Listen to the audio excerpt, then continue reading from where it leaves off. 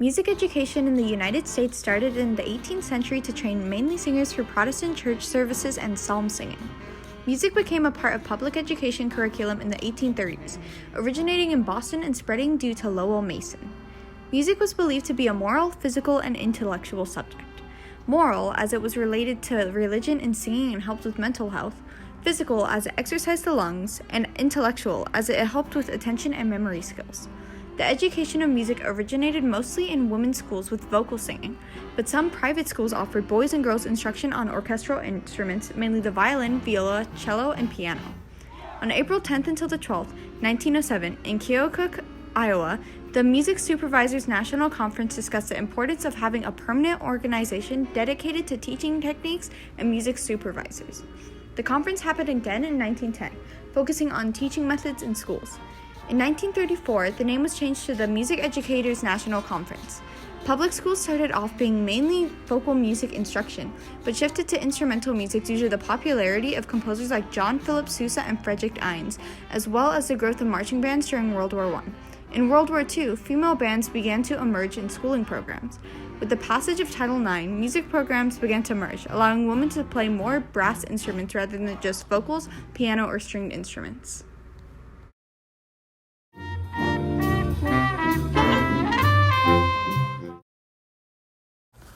Early on in AHS's life and 1906 band culture, brass instruments were stereotypically masculine instruments, which is why no women were in the program at the time. The 1906 uniforms were way simpler than they are today. They were just black sweaters, white pants, and dress shoes. In the photo, you can see that they played euphonium, baritone, trumpet, and trombone like marching band does today, but not the tuba. About a decade later, in 1917, there were 6 women in bands, so it was mixed. The instruments played are also similar to those played today, but there is no euphonium in the picture. In 1927, marching band was much bigger than it was 21 years ago. The uniforms are now almost totally white except for a red bow tie or waistcloth. Keeping up with masculine stereotypes, there are no women in marching band. 1931, the uniforms changed to where the tops were dark, while the pants and shoes were white. As you can see in this catalog, there was a variety of music programs available to students. In 1959, orchestra and glee clubs rose in popularity. At the time, glee and orchestra were separated by gender, all wearing relatively simple uniforms, just a white shirt and tie with a darker dress bottom. In 1972, great progress was made.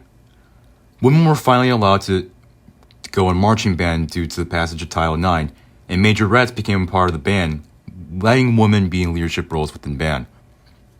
You can see in the photo that the uniforms are starting to look how they do now, look more recognizable as someone in the modern era. They're more detailed and consistent in color, when past uniforms were half dark, half light. In 1981, orchestra began to look how it does today, with the same instruments being played and uniforms as well. In 1995, the yearbook was printed in color and the popularization of other music programs like choir grew. It is extremely interesting to see how the music programs at AHS developed and started to look like they do today.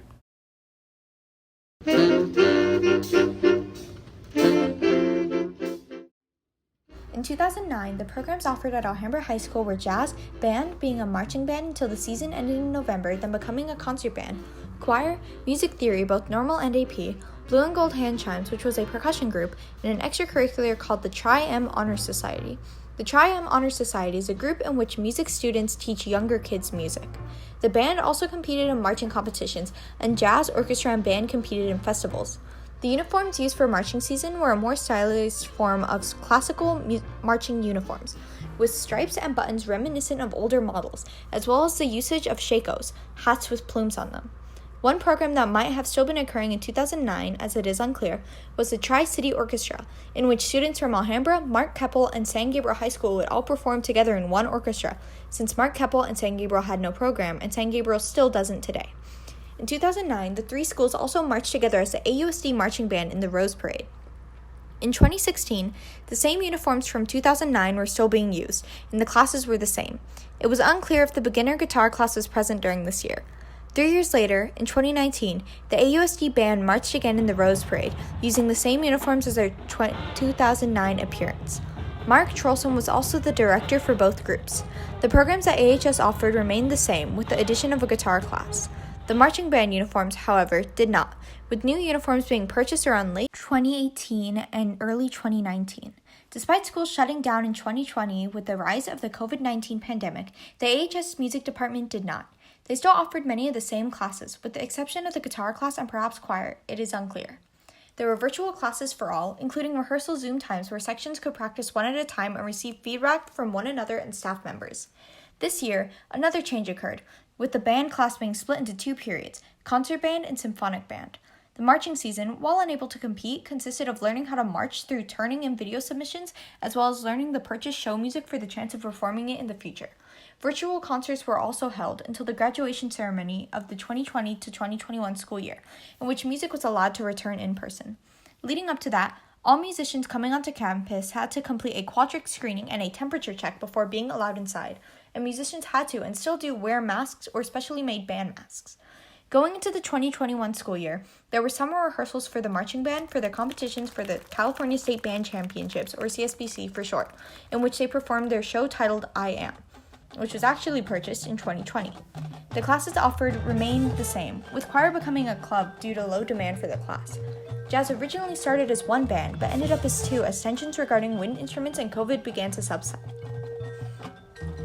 There were winter and spring concerts for all the classes where instruments were played, just like almost all past years. Currently, in 2022, the marching band is already preparing for the marching season, which doesn't start until September, with band rehearsals every Monday and Thursday from 3 to 6 p.m., and a band camp, a week of intensive band instruction from 7:45 a.m. to 5 p.m. for 5 days. It is unclear whether or not choir will return as a class, but the other programs will remain.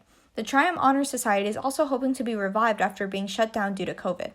Something that is uncommon with the music programs in the 2000s compared to the 1900s is the leaders of the band.